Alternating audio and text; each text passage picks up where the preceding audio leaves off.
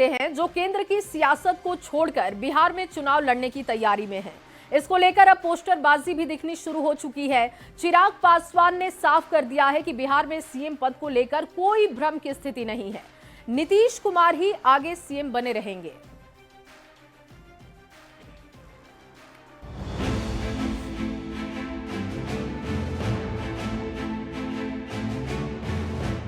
चिराग पासवान चुनाव लड़ें और किसी आरक्षित सीट से नहीं बल्कि एक सामान्य सीट से चुनाव लड़ें, ये फैसला लिया गया एलजेपी रामविलास की कार्यकारिणी की बैठक में।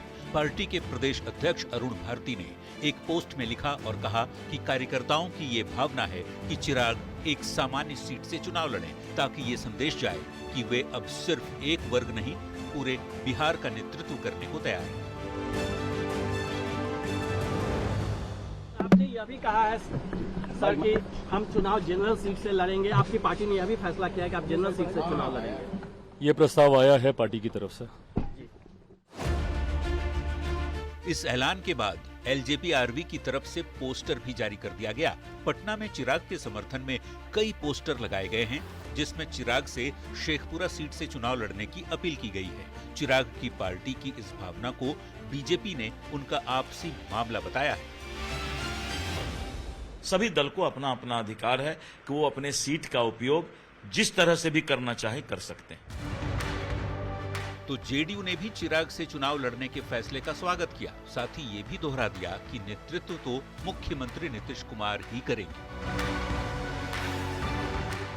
यहाँ तो चिराग पासवान जी ने स्पष्ट रूप से कहा है कि माननीय नीतीश कुमार जी के नेतृत्व में चुनाव होगा और माननीय नीतीश कुमार जी राज्य के मुख्यमंत्री रहेंगे। बिहार विधानसभा चुनाव में मुख्यमंत्री पद की कोई वैकेंसी नहीं है। मौजूदा मुख्यमंत्री नीतीश कुमार जी ही चुनाव परिणामों के बाद प्रदेश के मुख्यमंत्री।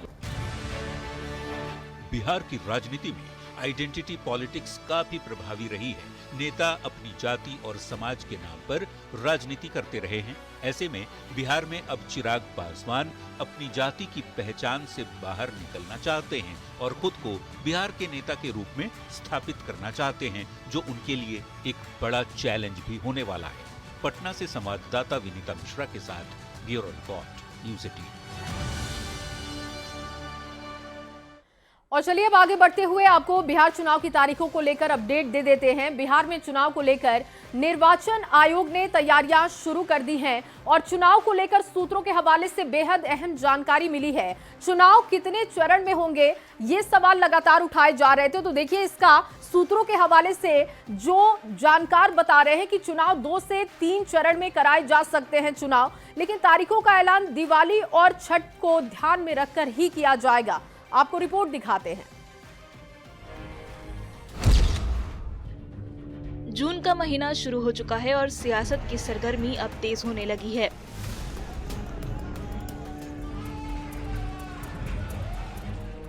अब से महज 5 महीने बाद राज्य की तकदीर फिर से जनता के हाथों लिखी जानी है। इसी साल अक्टूबर-नवंबर में बिहार विधानसभा का चुनाव होना है।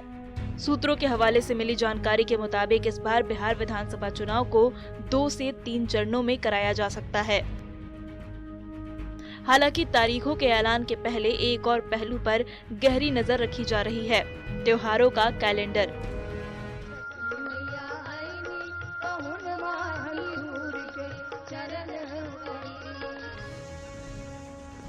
अक्टूबर में दिवाली और छठ जैसे बड़े पर्व हैं। लिहाजा निर्वाचन आयोग इन त्योहारों को ध्यान में रखते हुए मतदान की तारीखें तय करेगा, ताकि पर्व की आस्था और लोकतंत्र का उत्सव दोनों में कोई टकराव न हो। राज्य में चल रही चुनाव आ गए हैं।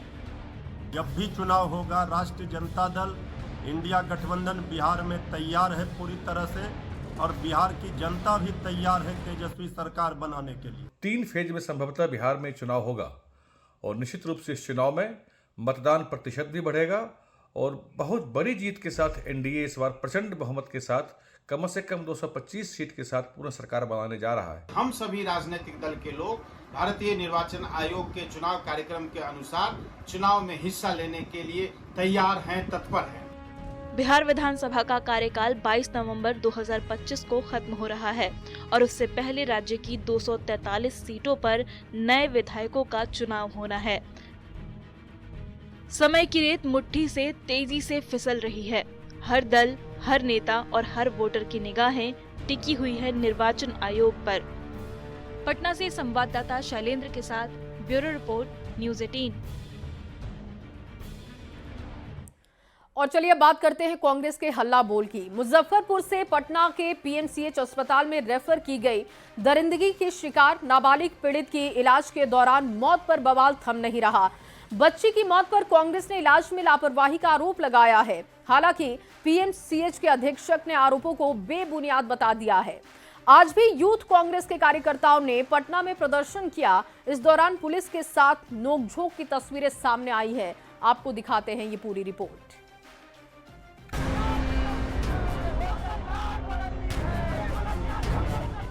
मुजफ्फरपुर की दलित बच्ची से रेप और मौत का मामला गर्माता जा रहा है। पटना में यूथ कांग्रेस के कार्यकर्ताओं ने सरकार के खिलाफ जोरदार प्रदर्शन किया।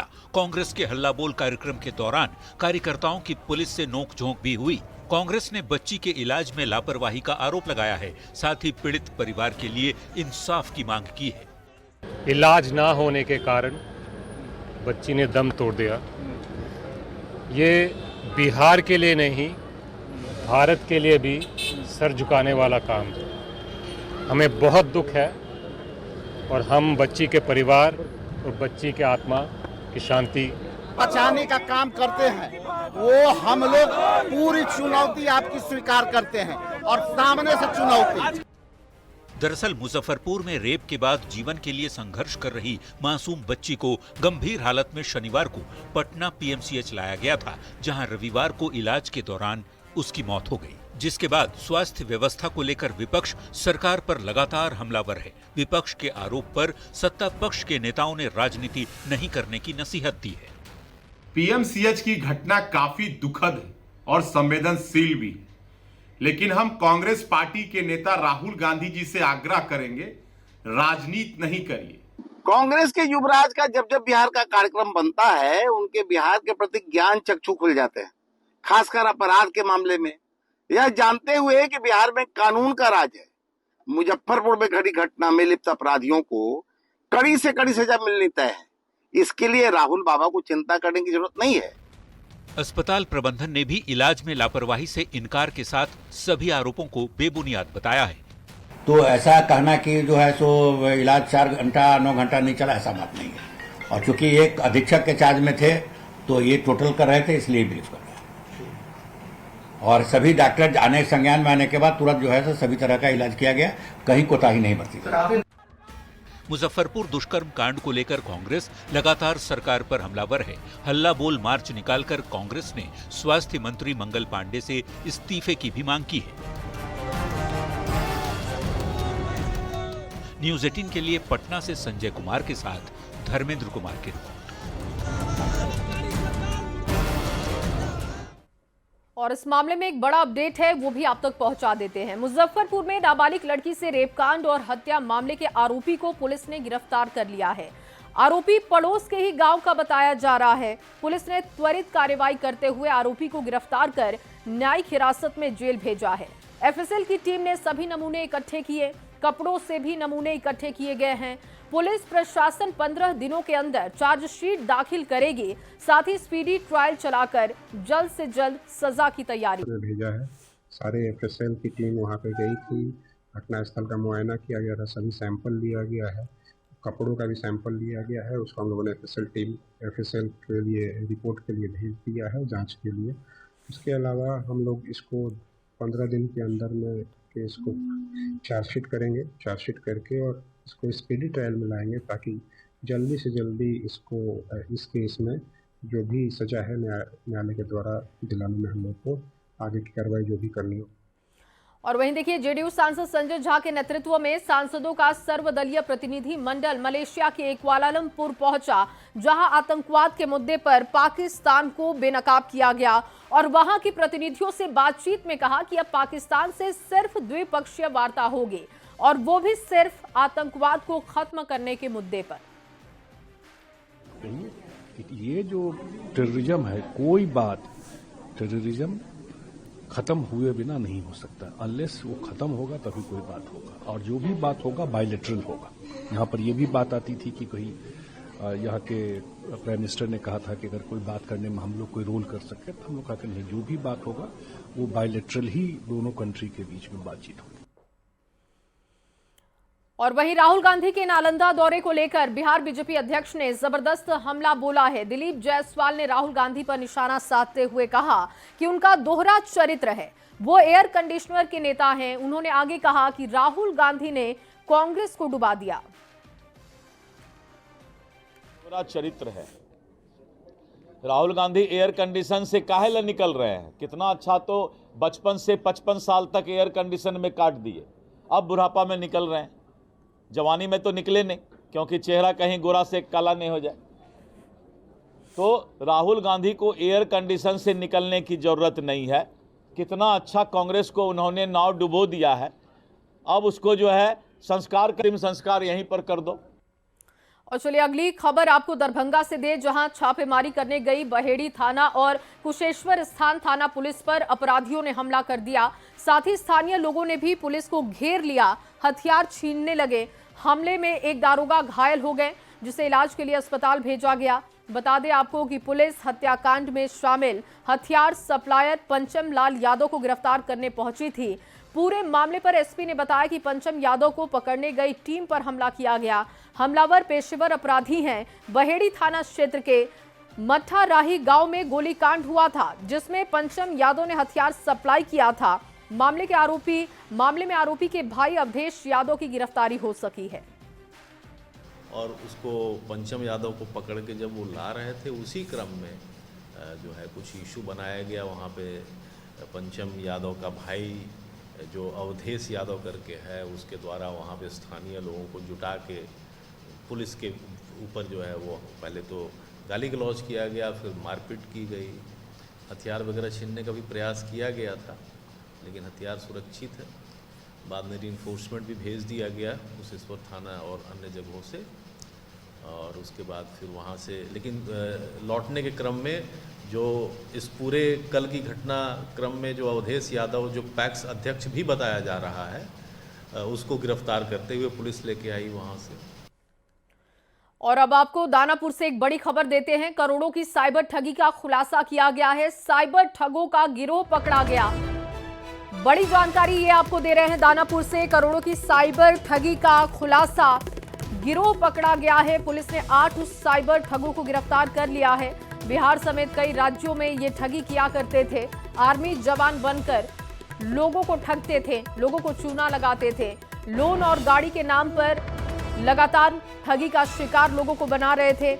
एटीएम, स्मार्टफोन, सिम कार्ड इनसे बरामद कर लिया गया है। दानापुर पुलिस की ये बड़ी कार्रवाई है। करौली जिले के कोतवाली थाना में एक एफआईआर इन पर दर्ज हुई है, और इसकी संख्या भी मैं आपको बताता हूँ। के केस है, उनको हम ऑनलाइन खंगाल भी रहे हैं, उसमें थोड़ा टाइम लगेगा। ये कई लोग पहले भी जेल जा चुके हैं। तो एक नया हमें क्राइम के मामले में ये देखने को मिल रहा है कि परंपरा का जो ट्रेडिशनल क्राइम होता था, उससे अभी साइबर क्राइम की तरफ शिफ्ट हो गया। और अगली बड़ी खबर दरभंगा से, जहां नगर निगम के उप मेयर नाजिया हसन ने बीजेपी कार्यकर्ता और हिंदू संगठन से जुड़े 20 नामजद और 100 अज्ञात के खिलाफ नगर थाने में आवेदन दिया है। आवेदन में हमला कर जान को नुकसान पहुंचाने की कोशिश का भी आरोप लगाया। दरअसल उप मेयर का आरएसएस पर विवादित बयान आया था। शनिवार को बीजेपी कार्यकर्ता और हिंदू संगठन के कार्यकर्ताओं ने निगम के ऑफिस में जमकर बवाल काटा था। साथ ही साथ उप मेयर नाजिया हसन का पुतला फूंका गया। हंगामे को देखकर उप मेयर ने ऑफिस का दरवाजा बंद कर लिया था। उप मेयर ने प्रदर्शनकारियों पर दरवाजे पर तोड़फोड़ का आरोप लगाया है। तो ये आवेदन में उन्होंने ये दिया है कि उनके कार्यालय में, नगर निगम परिसर में कुछ राजनीतिक दल के लोग घुसकर उनके हजबस्ती, गाली गलौज और इस तरह के अभद्र व्यवहार का आरोप लगाते हुए उन्होंने 24 नेम्ड और 100 से अधिक अननेम्ड पर कंप्लेन दर्ज कराया है। कंप्लेन को संज्ञान में लेते हुए एफआईआर रजिस्टर कराया गया है। आप भी थे सर? हाँ, पूरे प्रकरण में जब हो रहा था तो मैं भी वहाँ था, हमारे कुछ थाने की फोर्सेस थी, एसएचओस थे। और अगली बड़ी खबर मधेपुरा से, जहां मुरलीगंज थाना पुलिस की बड़ी कार्रवाई देखने को मिली। इस वक्त की बड़ी खबर मधेपुरा से, मुरलीगंज पुलिस की बड़ी कार्रवाई। वार्ड नंबर 1 से 130 केजी गांजा जब्त किया गया है। बैजनाथ ऋषि देव के घर से ये गांजा बरामद किया गया। मौके से तस्कर फरार हो गए। तस्करों की तलाश में लगातार पुलिस की टीमें जुटी हुई हैं। तस्वीरें आपके सामने हैं। अपन ने अपने थाना के अन्य पदाधिकारियों के साथ वहाँ छापेमारी किए, तो छापेमारी के क्रम में बेलू लक्ष्मीनिया गांव वार्ड नंबर 1 में बैजनाथ ऋषि देव के यहाँ से भारी मात्रा में ये गांजा पकड़ाया है। इसकी सूचना तत्काल इनके द्वारा जो है अंचलाधिकारी को दी गई। उनके साथ इसका विधिवत जो है जब्ती सूची बनाया गया है और कार्रवाई की गई। और नाप में ये लगभग 1 कुंटल 30 किलो गांजा मिला है और जिसका विधिवत जब्ती सूची बना करके कांड अंकित किया गया है। इसमें जो भी संलिप्त अपराध कर्मी हैं। और वहीं मधेपुरा में होटल संचालक हत्याकांड मामले में पुलिस के हाथ अभी भी खाली हैं। घटना की मार दिए जाओगे। 27 मई को मधेपुरा के चांदनी चौक पर एक होटल संचालक की अपराधियों ने गोली मारकर हत्या कर दी थी और उसके बाद सड़क जाम हुआ था और लोगों ने आक्रोश जताया था और गिरफ्तारियों की घटना में जो शामिल अपराधी थे उनकी गिरफ्तारी की मांग की थी। और उनके घर पर अब हम पहुंचे हैं और स्थिति काफ़ी यहां पर भयावह दिख रही है। स्थिति इसलिए भयावह दिख रही है कि यहां पुलिस घटना के 5 दिन बीत गए हैं और पुलिस ने एक भी अपराधी को इसमें गिरफ्तार नहीं किया है। वहीं जो मृतक थे ज्योतिष कुमार होटल संचालक, उनके पिता की भी कल मौत हो गई है और ऐसे में पूरा परिवार सदमे में है और परिवार के लोगों का आरोप है कि जो अपराधी हैं खुलेआम घूम रहे हैं और बार बार इन लोगों को धमकी दे रहे हैं, केस उठाने की धमकी दे रहे हैं। वहीं पुलिस की हाथ खाली है। एक भी इस घटना में शामिल जो अपराधी है उसको पुलिस ने अभी तक अरेस्ट नहीं किया है। 4 साल से बेटा पुतो होते दुकान क्या के गुजर काटे रे, कोप धोए के बाल बच्चा के पाले रे, नहीं रे खेत पथार कल के चल कतो बन के खेब। 12 बजे रात के ले 5 गोली मार के भाग गेले। पुतहुआ कैसे करो मार कल के अस्कर के खातिर भाग गेले घर। हमरा के 4 साल से कंबर ये होटल चलबर ये खार ये पूरा बच्चा के लाक ओथे रे। साल भर पहले मार पीट केल के चोरी केल के हमरा दुकान से लगभग 5 लाख के सामान लग गेल। ओकर FIR दर्ज भेल छे, 2 अरेस्टियो में भेलै है। तकनीकी साक्ष्य के आधार पर हम लोग आगे कार्रवाई भी कर रहे हैं और वहाँ CCTV था, उसका DVR में निकाल करके उसका बहुत माइन्यूटली अध्ययन किया। उसमें 2 आदमी को आइडेंटिफाई किया गया जो गोली मारा है। और मेडल लाओ नौकरी पाओ के तहत बिहार सरकार खेल को प्रोत्साहित कर रही है और बिहार के खिलाड़ियों को मेडल लाने पर सरकारी नौकरियां दी जा रही हैं। इस साल पहली लिस्ट में 88 ऐसे खिलाड़ियों के नाम हैं जिन्हें सरकारी नौकरी दी जाएगी और इसमें ज्यादातर बिहार की बेटियां हैं जो कि मेडल के दम पर नौकरी पाने की लिस्ट में शामिल हुई हैं। इन खिलाड़ियों को जल्द ही नियुक्ति पत्र भी दिया जाएगा। दिल से खेलो, मिल के जीतो, इसी थीम पर बिहार में खेल विकास कर रहा है। बिहार में मेडल लाओ नौकरी पाओ के तहत अभी तक न जाने कितने खिलाड़ियों को सरकारी नौकरी मिल चुकी है, लेकिन अब जो लिस्ट है वो भी जारी हो गया है। इस साल कई खिलाड़ियों को मेडल लाओ नौकरी पाओ के तहत नौकरियां दी जा रही है। स्पोर्ट्स DG हमारे साथ हैं। सर, मेडल लाओ नौकरी पाओ, कई ऐसे खिलाड़ी हैं जो सरकारी नौकरी में अपना योगदान दे रहे हैं। इस बार कितने खिलाड़ी? इस बार 88 खिलाड़ियों को मेडल लाओ नौकरी पाओ के तहत सरकार के द्वारा नियुक्ति पत्र दिया जाएगा और करीब 1 निकलेगा, लेकिन अभी तुरंत 88 लोगों को है। और इसमें आपको उत्तराखंड में हाल में जो नेशनल गेम्स का हमारा जो मेडलिस्ट है, तो जिनका तस्वीर पीछे लगा हुआ है, ये सब नेशनल गेम्स का मेडलिस्ट है। ये सबको नौकरी मिलने वाला है। उसमें खास हम बताएंगे तो हमारा आर्चरी का अंशिका कुमारी और माही श्वेतराज स्विमिंग का, और हमारा लॉन बॉल का जो गोल्ड मेडलिस्ट है, सिल्वर मेडलिस्ट है, फिर एथलेटिक्स का है, सभी लोग मिलके 88 है। उसमें बॉक्सिंग भी है, लॉन बॉल भी है, रग्बी भी है, सेपक टाकरा भी है, कबड्डी भी है और इस बार फुटबॉल में 11 बच्चियों को नौकरी मिलने जा रहा है। हमारा माननीय मुख्यमंत्री जी नीतीश कुमार जी ने जो 3 साल पहले हम लोगों का जो मैंडेट दिए थे, खेल को एक मूवमेंट की तरफ, आंदोलन की तरफ लेके जाना है, वो आ चुका है। बिल्कुल। तो इस साल अभी तक का जो लिस्ट आया है, हालांकि लिस्ट अभी और भी आएंगे, लेकिन पहले लिस्ट के तहत 88 ऐसे खिलाड़ी हैं जो मेडल लाओ नौकरी पाओ के तहत सरकारी योगदान देंगे, सरकारी नौकरी उन्हें लगेगी और उसकी लिस्ट जारी हो गई है। जल्द ही उन्हें नियुक्ति पत्र भी दिया जाएगा। कैमरामैन अजय दुबे के साथ विनीता मिश्रा, न्यूज 18 पटना। और चलिए इस बीच आपको मुजफ्फरपुर से बड़ी खबर दे। आभूषण दुकान में लूट की कोशिश नाकाम कर दी गई। 2 बाइक पर पहुंचे 4 बदमाश। 2 बदमाशों ने बुर्का पहन रखा था। हथियार के बल पर लूट की कोशिश की गई। महिला दुकानदार ने बहादुरी दिखाई। महिला ने एक बदमाश को पकड़ा। लोगों ने जमकर पिटाई की। 3 अपराधी फरार हो गए। सदर थाना के मझौली धर्मदास शिव शंकर रोड की यह घटना आपको बता रहे हैं।